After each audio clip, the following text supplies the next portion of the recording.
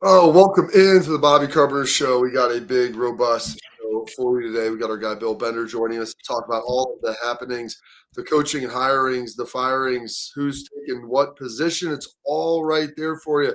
Trace, we got some big news that we'll just dive into right off of Jump Street. James Franklin. Ooh. Finding a related home? to Benjamin Franklin, maybe. You know what? That's a great question. Has anyone ever asked him that? Say, hey, Could James. be. Are you related to Benjamin? Benjamin who? Benjamin Franklin. All about Same the Benjamins. last name. All about the Benjamins. And he was balding later. Yeah. You know, Ben Franklin, you see, like he had the little side. He just shaves his. Could be. Do you think he wears bifocals? Doesn't James Franklin wear glasses? Yeah. Do you think they're a bifocal? I don't know. Maybe he's got the prism in there. You know, they can do all sorts of crazy things with their glasses these days, man. Lens crafters, man. Yeah, helping people see better 1 hour at a time. Welcome home. Welcome home. So, do you like the hire there for old Jimmy at Virginia Tech? I think it makes a lot of sense. And it's funny. People were talking about Ryan Day and why he wouldn't want to go to Florida or LSU because of the smoke of the SEC. I think you guys got this whole thing. One, if you're a dude that actually likes your family, I'm just saying this, throwing this out there, side nuggets. If you're a dude that actually likes your family and what you do, where you do it, and who you do it with, one, why leave? You know, like Noel Mazzone, you know, he came in with UCLA, just kind of helping out there. When called upon, he'll respond. Hell, he was with me when we were with the Jets, and he's been all over the place. I think 20 different stops in like 30-something years of coaching. And guys, that's tough, man, because like being a coach is hard.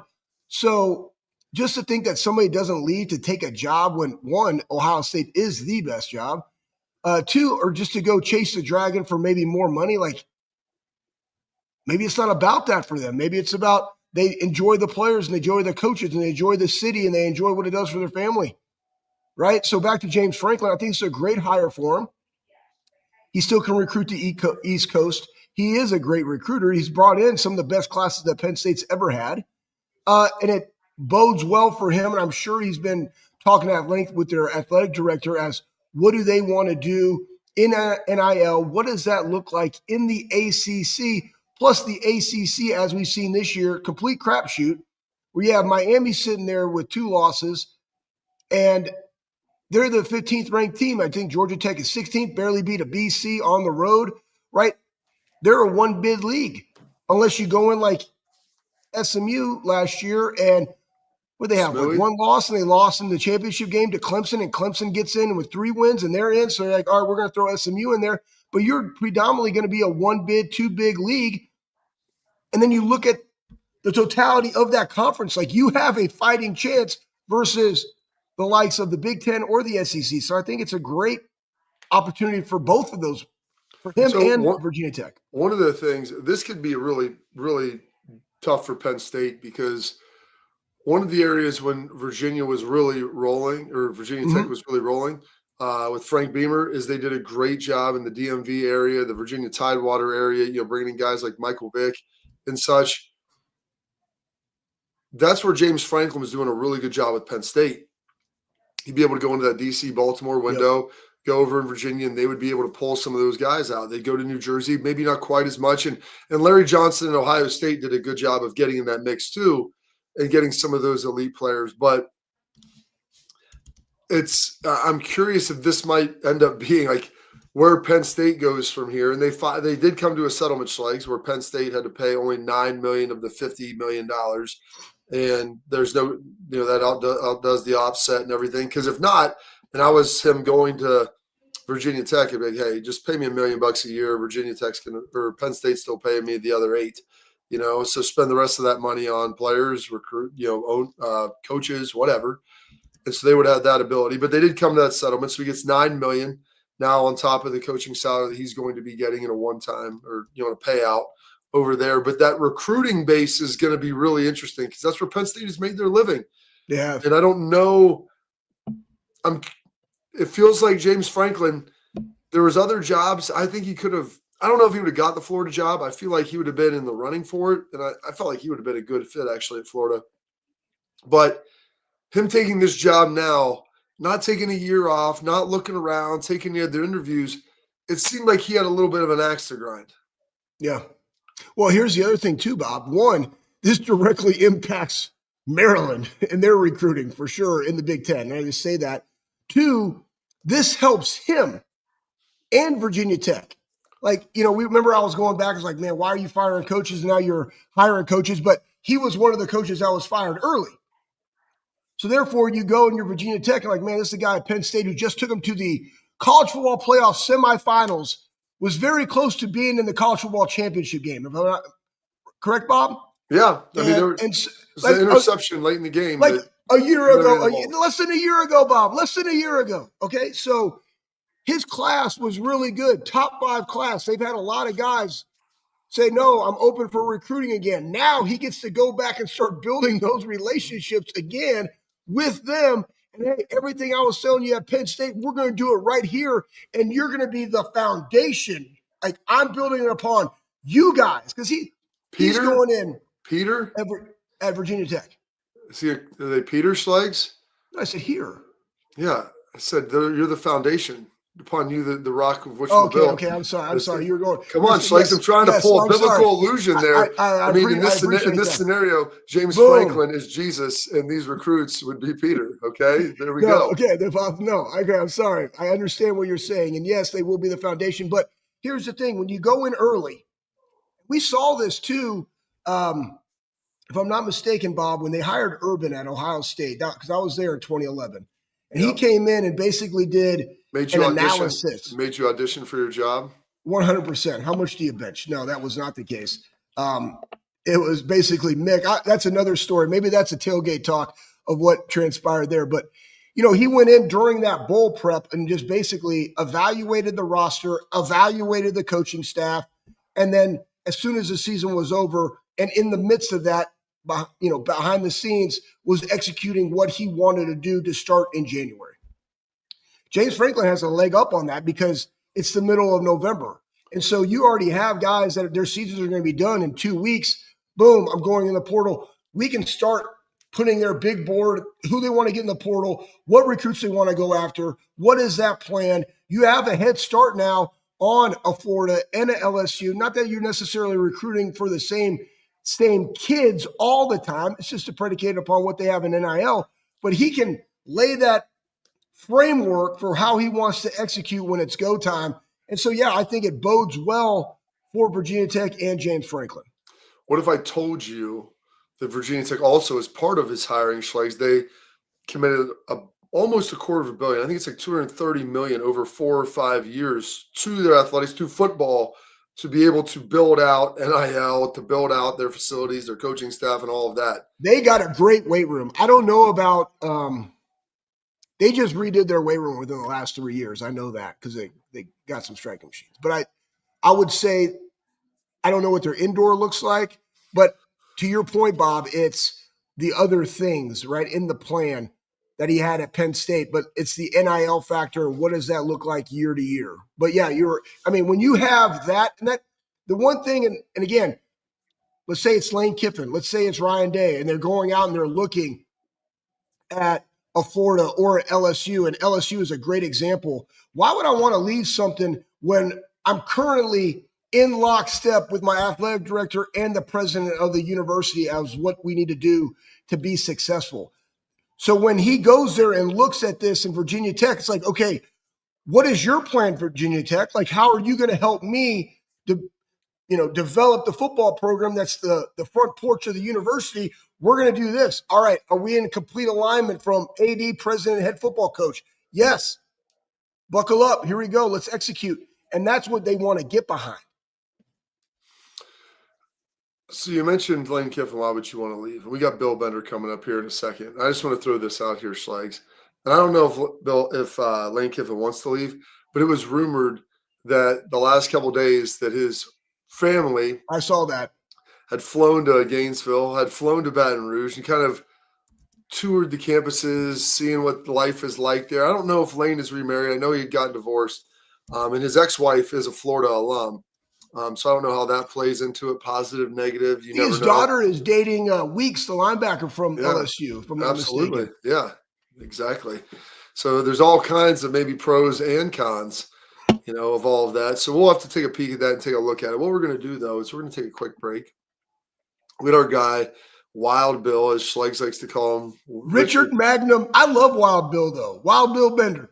Wild Bill Bender. And That's his second. That's his second AKA. that's Richard right. Magnum and Wild Bill. Well, Bill always seemed like a guy, Schleggs, that needed multiple aliases, Yeah. doing business as. So will be joining us. We'll break all of that down, including some of the big games of the weekend.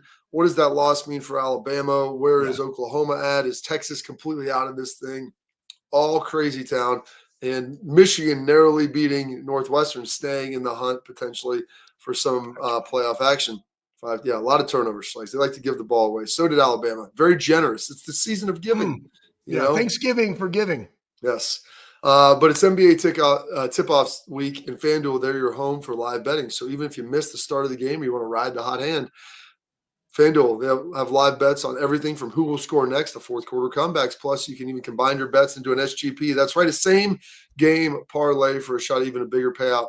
However you want to play, now is the perfect time to join because at FanDuel, new customers get $300 in bonus bets if your first $5 bet wins. So just visit FanDuel.com/BigPlay to sign up today. Play your game with FanDuel, official sports betting partner of the NBA. Must be 21 older and present in Ohio or 21 older and present in Pennsylvania. First online real money wager only. $5 first deposit required. Bonus issued is not withdrawable bonus bets, which expires 7 days after receipt. Restrictions apply. See terms at sportsbook.fanduel.com. Gambling problem? Call 1-800-GAMBLER. Bill Bender coming up next.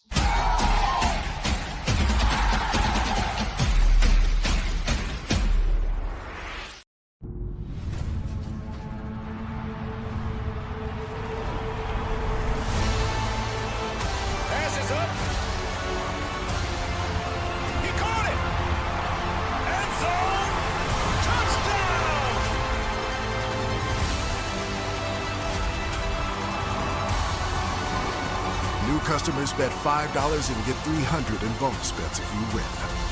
FanDuel, play your game.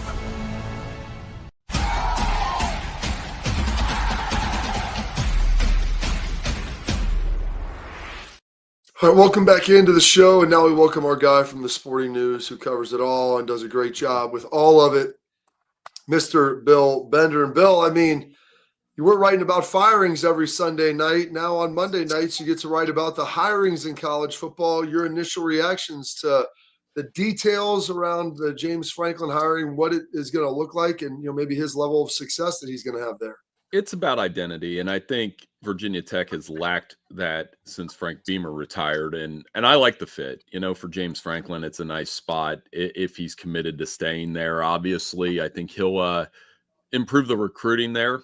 Their average recruiting class the last 50 years is barely top 50. I think he'll increase that. You talk about identity. I've been telling people, if you kind of close your eyes, think about Virginia Tech football, you would think about Friday night and Beamer ball and block punts and Michael Vick. Yeah. And we haven't seen that in years. So, maybe they can steal a couple top 10 victories. And as you guys were just talking about, it doesn't take, raise your hand if you want to win the ACC this year. It doesn't take much to get back in contention in that conference.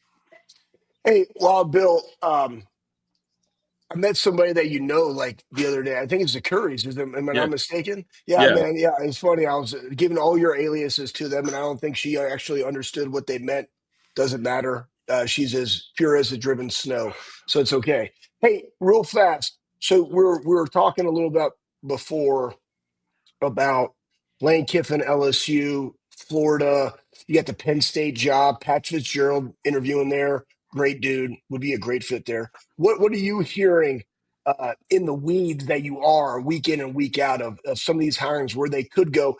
And honestly, Bill, why would somebody want to leave a place, aka like an Old Miss, because you have everything that you want? You're the one that built it. You can have longevity while you're there. Like, give everybody a little nuggets as to what you're seeing take place in this coaching hiring cycle. Well, first off, if you were talking to the Currys, they're Hudson's. I believe you coached Hudson, and their parents were in college with me. So every story they tell about me is not true. Let's start there. Some of them might be a little true, but Lane Kiffin fascinates me because I believe he's going on McAfee here today. It could go anywhere, and I've been reminding people all the way through that. Hey, think about his exit from Tennessee. Think about his exit from the Raiders, from USC, even Alabama. I mean, I recalled when he was an offensive coordinator for a semifinal, and then Sark was the offensive coordinator for the title game. And that was during the 4-team era. So for the people that say there's no way he could leave during a playoff run, I don't know. I really don't. So I think Lane Kiffin, we all know he likes attention. His Twitter page reads a little bit like a fortune cookie. And when you read one of those, you really don't know what it means sometimes. So I don't have any insider information other than what you guys were talking about, right? That if he went to these places, if his family was at Florida and LSU, I mean, how would you guys read into that? I read into it like there's a decent chance he's coaching somewhere else next year.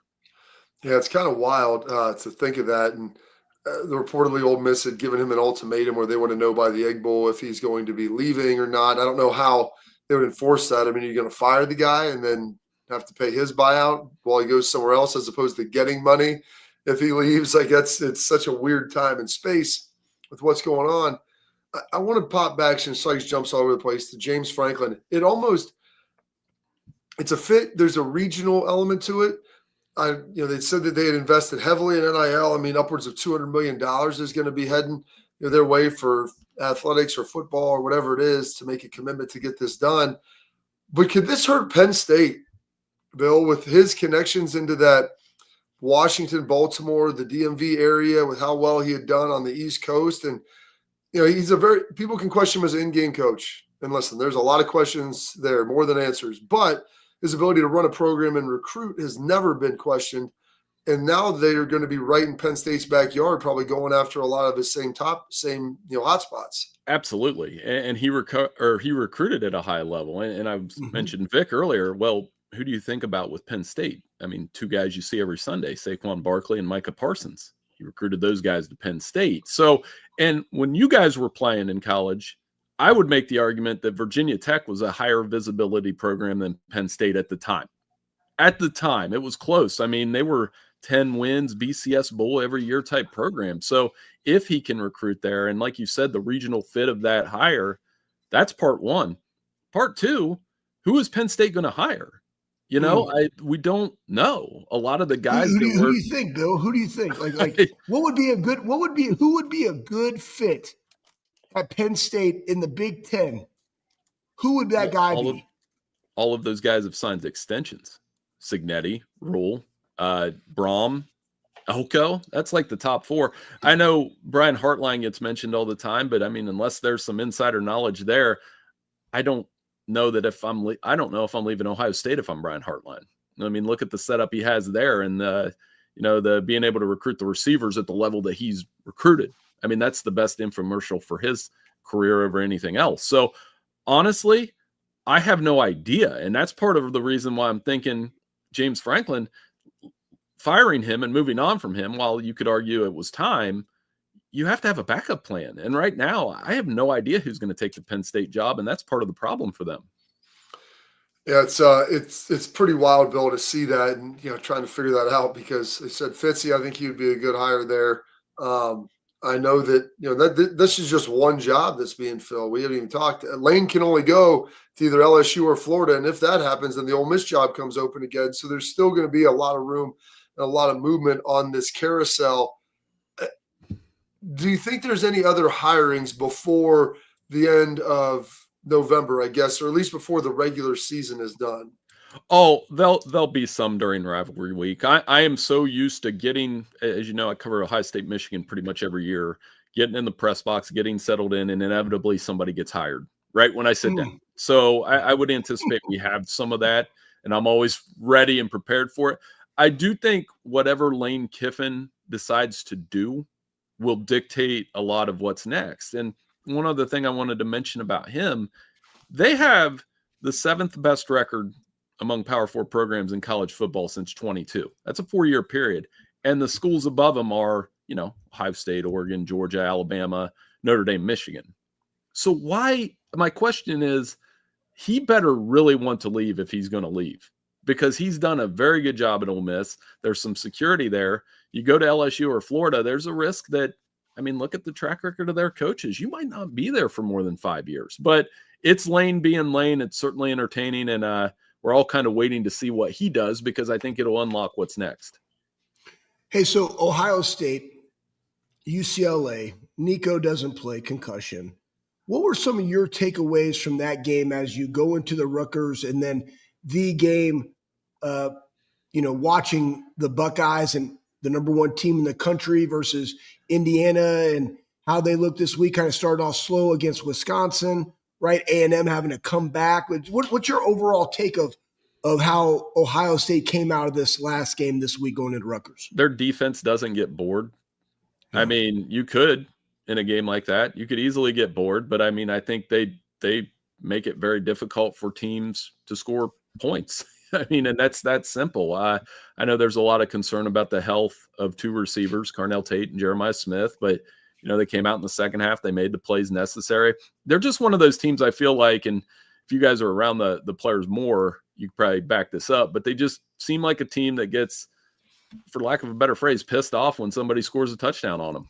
And that's a great quality to have, because I don't think only one team scored more than 10 points.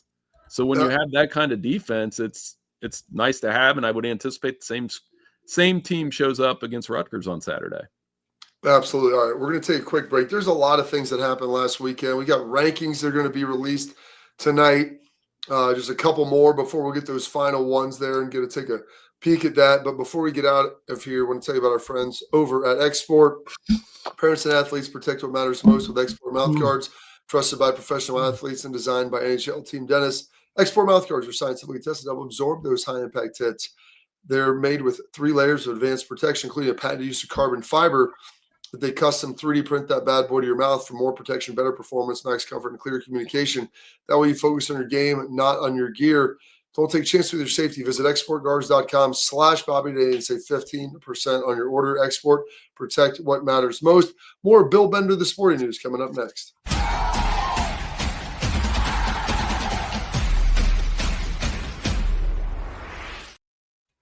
I'm Garage Beer, and this is Bobby Carpenter. Garage Beer. Beer-flavored beer. Beef with an F? Okay, my bad. It's crisp and cool, and it doesn't taste like I'm Bobby Carpenter. I drink in garages because my wife says I don't belong inside. If you like a cold breeze on your bag, drink Garage Beer. It's American, and so can you. Garage Beer. Beer-flavored beer.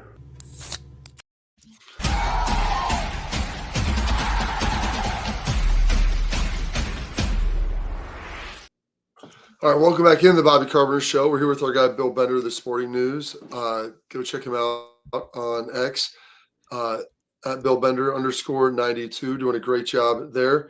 Bill, Oklahoma upsets Alabama. Alabama had been undefeated in conference play, and even though A&M was undefeated overall, a lot of people asked themselves, could Alabama be the best team in the SEC? And I wasn't there to refute that. They couldn't run the ball, but their defense been playing okay.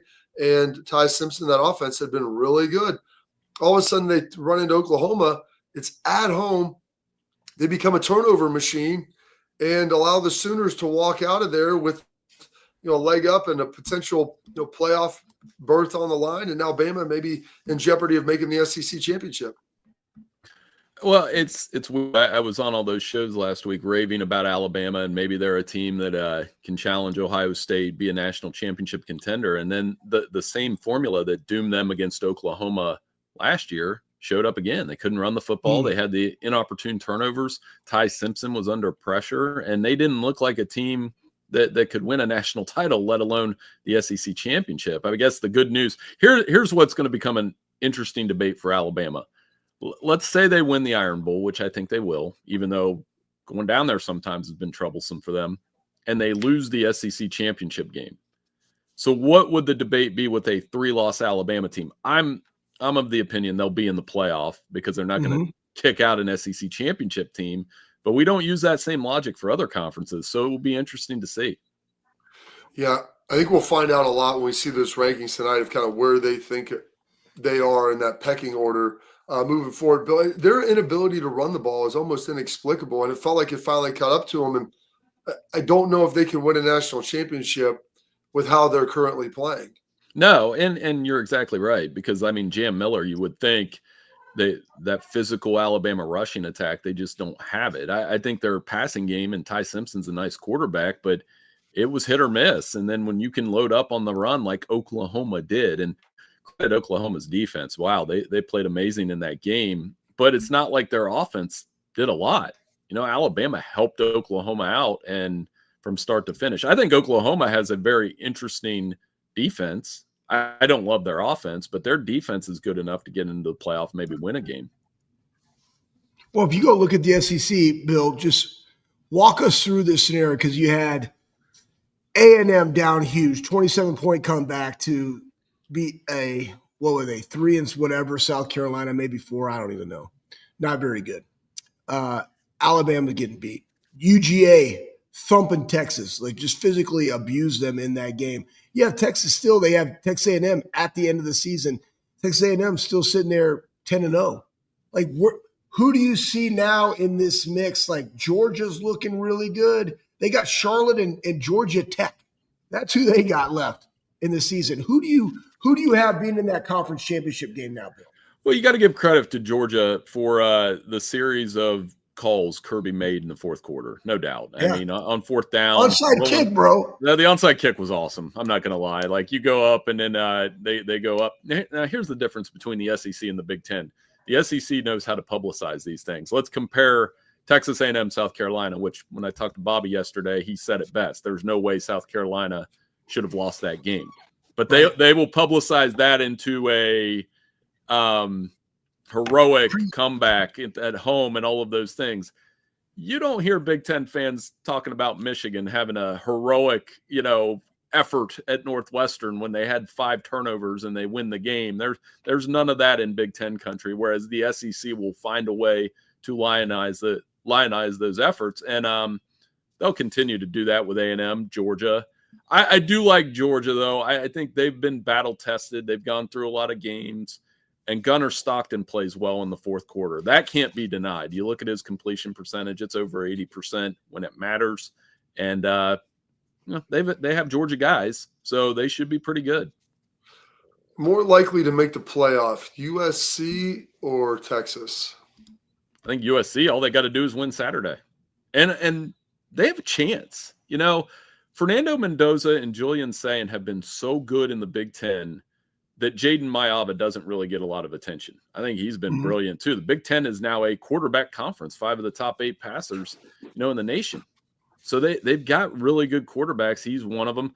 Their running game's working. Can they go to Oregon and win? We know they can play with the Ducks, certainly, but that's a team that I'm really interested to see. If they can beat Oregon and take care of business against UCLA, a 10-2 USC team would be in the playoff. The problem for Texas is they've got 3 losses. I suppose if they beat Texas A&M, there's a path, but I'm just going to believe that they take a 3-loss at-large team when I see it. Yeah, when you go look, you have the Big 12's kind of all over the place. BYU handled their business. It's going to come down probably to Texas Tech, BYU in a championship game. ACC, are we looking at just those 2 leagues now being one big league for both? I think so. Well, Texas Tech, BYU both have a chance, but I'm more fascinated, Schlegs, to see if Texas Tech can get into a first-round bye situation because they didn't have Baron Morton in the game they lost. So, and they have been dominant. Their defense is nasty, and they if they were to go 12-1, would you give them a bye over, say, the Big Ten or SEC championship game loser? I think there's a case to be made that you should, and reward them for winning that conference title. The ACC champion will have no such luck. I mean, by the way, Duke at 5-5 still has the path to Charlotte. That's crazy. Where that conference is at. So there's a lot of math involved there. Not always easy. I still think Georgia Tech and Virginia are kind of the best bets to make that game, but Pitt could shake that up if they knock off the Yellow Jackets on Saturday night. That's the marquee game Saturday night to set up rivalry week. Did we learn more about Pitt or Notre Dame in that game? I think Notre Dame, I think they're humming along, and that running game's nasty. Their defense plays well. CJ Carr battled a couple turnovers. They, I do this list with you guys every week of teams that, you kind of want to see play Ohio State, and Indiana's certainly one of them. I think whoever comes out of the SEC is one of them. And we've seen Notre Dame so many times. I mean, up front, they look pretty good. That running game's nasty with Love and Price. I don't know if they beat the Buckeyes, and I don't know if it'd be that much different than last year, but we know they can compete. And Marcus has got it going on, right? Like, he's just doing a fantastic coaching job with how aggressive they are. I look for them to continue that against Syracuse. And by the way, they play Stanford at 10:30 next week. Who makes that schedule? Well, can we get a 7:00 game there? Come on. Let me ask you, because that was a big-time game. Game day was there. I mean, with Jeremiah Love's performance, does that get him to New York? I would think so. I think other than Jeremiah Smith, he's probably the next most dynamic player in the country, in my opinion. The way that he has a highlight reel touchdown every week. Running backs don't get the love that they used to. He's been amazing. The yards per carry, the 10-yard runs, just how he can change a game with that dominant rushing attack. And Jadarian Price is also good. So if you're looking for Heisman finalists outside of the quarterbacks, I think the two guys would be, three guys: Jeremiah Smith, Jeremiah Love, and then Jacob Rodriguez at Texas Tech. He scored a touchdown. That's every defensive player's dream. I mean, I bet both of you would like to take a snap out of the Wildcat and run somebody over at the goal line. He got to do that last week. Oh, yeah. It was a fun time, a great watch. If I want to pin you down to it, Bill, who are the two teams that make the ACC championship? Well, I picked Pitt to beat Georgia Tech this weekend, so I guess I got to take them. And then I think Virginia beats Virginia Tech and gets to Charlotte, and that could end up being your game. Now, there's some math involved with those two lost teams, but at that point, I think Pitt and Virginia would have the drop on that. SMU could get in the mix, but whoever gets to Charlotte, it's going to be a one-bid league. I think the winner of that Georgia Tech Pitt game will end up winning the conference, which, by the way, Miami, who doesn't have an easy path to Charlotte, will be the highest-ranked team tonight in the rankings. It's a wild situation. That's crazy. Yeah, it's going to be interesting, Bill. There's a lot there. I can't wait to see the rankings. Can't wait to catch up with you again next week. So we'll chat about some of this and everything that's going on. Wild weekend. A little bit slower weekend this week in the SEC. This is when they play their JV games before their rivalry week. But there still are some good ones here across the Big Ten. So have a good time. I will. I'll talk to you guys next week. Thanks as always. See you, Richard. He is the legendary Bill Bender, one of the best to do it. They probably say, and I'm saying it, other people are too, Schleiks. Just listen out there. No one does it better. Backer. No one does it better than them as well. BCKR.com, premium jackets and hats, the sports apparel that you need for the cold weather, for the wind, the rain, the elements. Listen, it's got the quality you're looking for, all of the features and functionality. They've got the Buckeyes. They've got a couple other teams. It's got free shipping right now and promo code, all caps, BOBBY at checkout, gets you 10% off. Remember, that's backer, BCKR.com. Go check them out and let your journey begin at backer.com. All right, coming up, we've got some headlines. We got some good stuff, Schleiks. There were some big-time catches, some stuff in the rankings. We'll take a little peek at that here coming up next.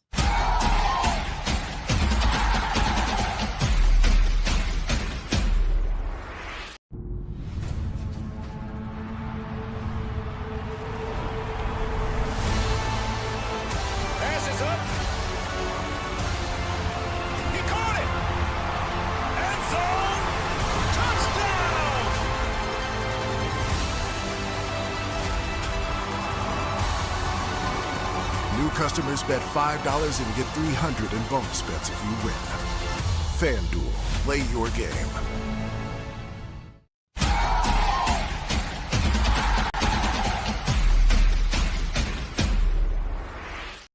All right, Schleiks, we got our headlines now, and you know what's one of them is pretty big, and this is a guy. I know everybody wants to get to Cornell Tate and JJ and how they're feeling. But I just want to go back to Saturday night. Go back. I just want to watch that one-handed catch, Pat. If we could pull that thing up and take a look at JJ, despite the fact he looked a little gimpy at times, I think he's going to be fine. We're just going to take a little sneak peek of right here, Mr. Jeremiah Smith. I mean, it's like the guy just gets it done. Look at that. Yeah, I mean, guys, we've been watching it. I go back to, what was it, March of 24, when it was just, I think it was like the third practice of spring football. And yeah, Jack and JT just yelling out, put him on the shelf. Like, we've seen enough in those 3 practices. And that's just what he does, man. Like, he just throw it up there and he'll make the catch, and he just makes it look so effortless. And now, one thing I didn't ask Bill is just Ohio State just seems to just handle their business. And even when maybe some areas aren't looking as sharp as we've seen all the time, other areas step up. You still see those type of plays being made. Does that impact them, right, in the overall perspective? And we've seen it in the college football playoff rankings that it does not, and in the AP because they're still ranked number 1. But he just makes it look effortless, and he's consistent. And I just want to impress upon everybody the reason, besides the fact that he's a freak, is that he works. And I think that that's one thing that people just do not understand about that young man, is that he does that day in, day out, is the ultimate competitor, and works his craft at an elite level. And that's why he can make those plays in real time. He's pretty darn good at it, Schlegs. And you know what? He was a highly recruited guy, but he has a high motor, works his butt off. Ohio State's bringing in 3 other guys that they've got in their recruiting class here. How about Let's throw this up. This is pretty darn impressive because these are 3 high impact positions that you're looking at, and getting the best players at the position doesn't guarantee that they're going to end up being the best, but it does give you a chance because these guys have elite athleticism. I'm going to tell you this: if they were really good and weren't good dudes, Ryan wouldn't bring them in either. So as we scroll across, number 1, Brian Hartline bringing in Chris Henry Jr. Yep. He's obviously the son of the late Chris Henry. They say he's like 6'5", 6'6" now, Schlegs. Look, he's starting to get a little bit of pipes. You can start to see those shoulders come out, get some guns. It'll be good for him to spend a season with JJ. You look at the info and the intel on him, 6'5", 205 from modern day. Grew up in Cincinnati, but then obviously moved around a little bit. Jay Timmons, number 1 corner in the class out of Pennsylvania. How about that, Schlegs? See, you got to do your work there. 5'11", safety or corner there, 185 pounds. Good looking dude. So, hey, our guy, OG, Tim Walton, doing a fantastic job bringing in another highly recruited dude, the number 1. Some might say he's the best, Schlegs. I'm not saying it. They're saying it. And then Kari Wilder from California, number 1 defensive lineman, man. 6'4", 260, beefy dude, explosive. You'll love to see it. Those are 3 guys, D-line, corner, and wideout, impact positions, guys that you would like to think should be contributing pretty quickly and at a really high level. And you talked about him, and you have, obviously, Chris Henry, he's been around for a long time, seen what the product has been at Ohio State. It speaks for itself. Cornerback, OG Walt, those guys, like, you don't hear a lot this year about IGB. You don't hear a lot about Jermaine Matthews. Why? Because they're just – the defense just does what it does. They affect the quarterback. And, again, corners are really good because you get pressure on the quarterback and they just can't sit back there and throw. And you're also able to play really good zone coverage as well. So that's great. The D-line one, that's a huge one. Bigger guy already, Bob, to your point. You know, does he make the move inside? You know, and that goes back to like the portal guys. You know, you brought some guys in. They're junior transfers. They still have time on the clock. But the more of these younger guys, Edric Houston was a 5-star guy, and he's put on a ton of weight and is a really good 3 technique and starting to mature. But that's a huge get. I mean, those are 3 5-star guys at key positions. Yeah, and that's what's awesome about seeing that happen, Schlegs. Bringing in guys like that, highly recruited dudes. It doesn't guarantee a success, but it gives you a chance when you get those guys. You want to see about them, and then obviously see about the type of character and person they are. Like, that's the other piece. You look at 2 of the linebackers, you know, for heaven's sake. Sonny Styles, incredibly highly recruited guy, super high character, played really early on. Yeah, he reclassified and came in. So when he was starting at nickel, it was been like actually being a true freshman since he came in early from his senior year, and even got some run that year as well. And then you have Arvel Reese, who wasn't as highly recruited, twitched up, thin dude, had to develop a little bit. And then after 3 years, you watch him just explode on the scene. Everybody said, where did he come from? Like, well, he came from the weight room. That's where he came from. So like straight out the weight room, and was able to develop there and continue to grow and to build as well. And so like, there's one more we can watch here. Oh, this is going to be rough. The handshake by Bill. Yeah. Let's talk about pull it. that Very up, on there. Pat. Yeah, because he is the king of like the awful handshake. And it was after last week losing to Wake Forest, obviously one you didn't want to let get away. Pat, if you can pull that up, it is remarkable. And here's my only take as he gets this up there. Oh, go ahead. There he goes. Boom, boom. Take Even my takes hat the hat off. off like a dude. Good. Yeah, like boom. Yeah. And here's the thing too, right? Like we know it's a fraternity, coaching is, right? There's certain things that you can do. I know that like if you are a Big Ten strength coach, you cannot come to Ohio State. Jay Hooten was at Northwestern for 12 years as head guy. Never could come to Ohio State, though he was RGA. Why? Because you're in the Big Ten. It's cool. It doesn't mean we're not going to talk and have a beer at the CSCCA conference. But it's like, hey, man, we're competing to win a title. That, you want to win the game, but like you are just so revered in that sport, just being able to like, hey, good game, like that's a memory for that guy, and it's just, hey, know who you are and what other people think of you, because he is the greatest of all time in the NFL, and now he's in college, and these guys growing up following, do your job and all the things that he laid out. Now that he also, I don't know if the word is patent, but copyrighted his terminology. They go and they're reading that and they're trying to implement what he implemented in the Patriot way. It means a lot at the end of a game for a head coach to be able to shake your hand like a grown man. Shake it off, Schlegs. All right, we're going to take a quick break. Everybody wants to know about Carnell Tate. You want to know about J.J. Smith, maybe even a little Julian Sane and that little wheel that he's got going. We'll dive into that and answer your questions here coming up next in Tailgate Talk.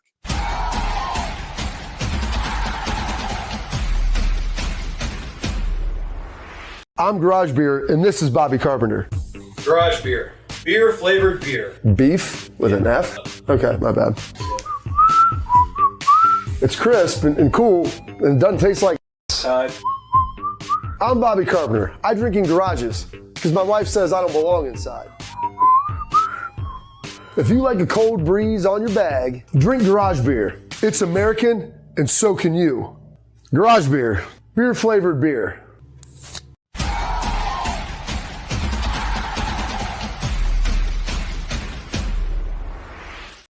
All right, welcome back in the Bobby Carpenter Show. Schlegs, what are we thinking about Carnell, JJ, Julian?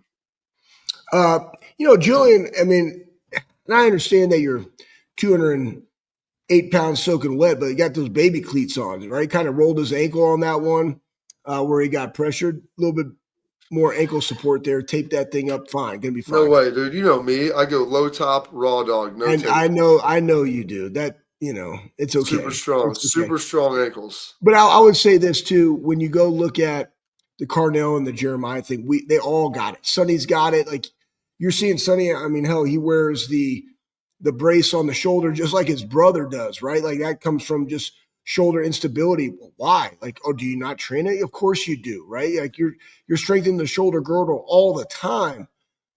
But you also play a contact sport where you're throwing your body in there and you're landing in awkward positions and you try to prep the tissue as much as you can. Stuff's going to happen. And you're 10 weeks in with a camp. It's just going to happen.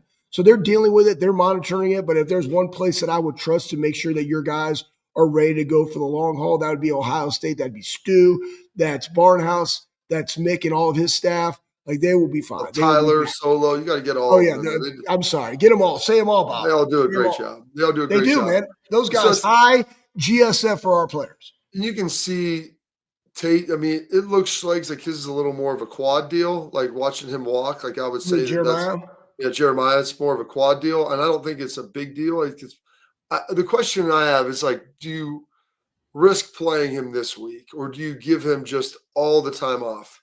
Like for Julian coming off what looked like a little bit of an ankle deal, I would think that you could play him and probably play him for a couple of quarters, maybe one. Like Lincoln came in and looked really good. So you've got him and you're ready to go. There is some, you hate to say this, but I mean, Julian, I would say he'll be in New York. Does he want to win the Heisman? Do you want to play? Are you healthy enough to go? Are you going to live with Stu all week?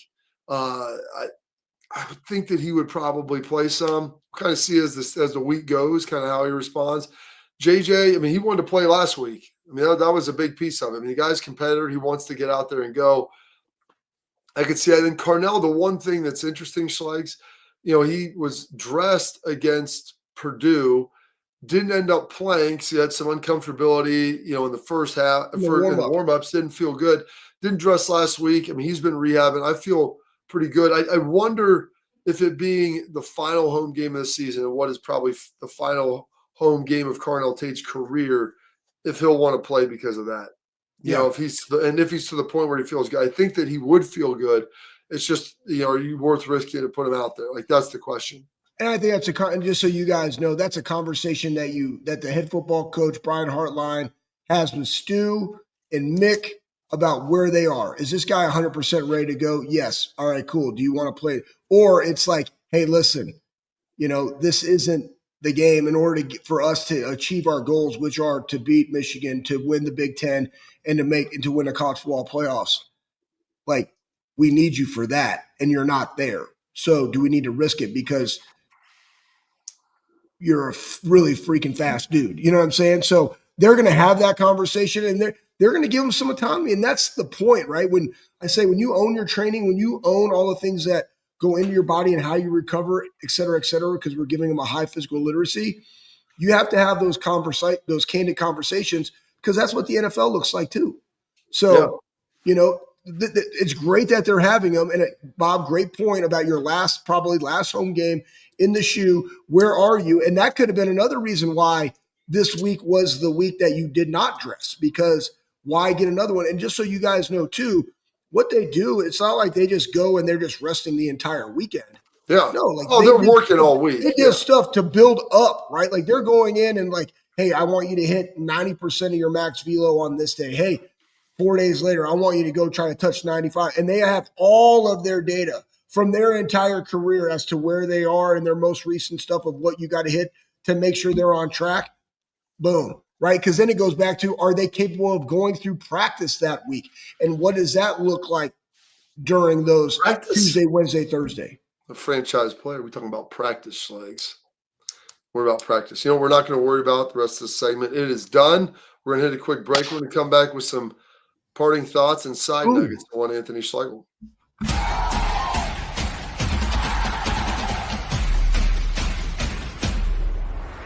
I'm Garage Beer, and this is Bobby Carpenter. Garage Beer. Beer flavored beer. Beef with an F? Okay, my bad. It's crisp and cool, and doesn't taste like I'm Bobby Carpenter. I drink in garages because my wife says I don't belong inside. If you like a cold breeze on your bag, drink Garage Beer. It's American, and so can you. Garage Beer. Beer flavored beer.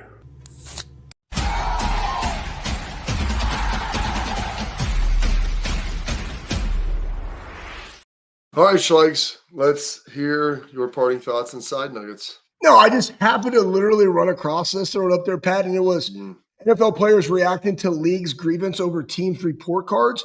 And just so you guys know, the players have the ability to go in and they grade out, the facilities and the weight room and the training table, the food, right? The coaching staff, the head football coach, their travel, et cetera, and they accumulate the ownership and they accumulate that and they have a report card. And I do think as a player, it is good to be able to do that because it holds kind of people accountable. And there's certain things that you can control and there's certain things that you can't. And so if there is pushback from the ownership, that's a good thing because that means it's working, right? So that's one. But two, when you see the picture, right? And again, Bob, you're a part of this. This was the MBA program at Fisher College of Business where we graduated 10 years ago. But this is the Chargers outdoor work area. And there on the top right is a striking machine. I was just like, hey, Look at this picture, man. Let's freaking go. So, anyways, one, I like the report cards. I would love to see a report card for in college as well, because of you just got so many people that I don't want to say touch the players, but that are around the players, they're adding value to players. And that does matter. And I know Ohio State does a great job, but it was still cool to see a striking machine. And again, Ben Herbert, strength coach, was at Michigan, never sold Michigan until Ben got there, because he was my first ever customer, and their money was green, just like everybody else. He was your first, Slikes. And I sold him 32 of them. So all of them. Yeah, he was your first, Slikes. That's a big deal. Absolutely. All right. Thank you, folks. We appreciate it. Hopefully we'll be back on tomorrow at 12:30 with our guy, Mr. Aaron James Hawk, keeping you updated throughout the week.